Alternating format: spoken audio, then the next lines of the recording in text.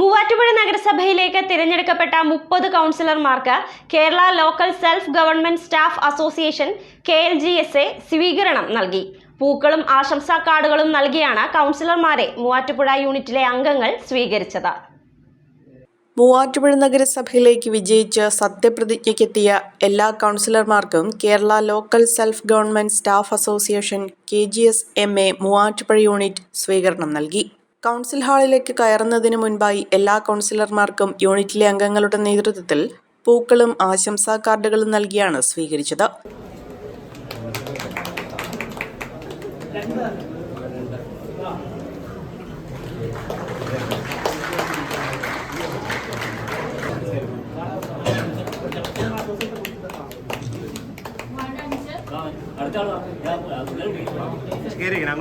ഉള്ളിലേക്ക്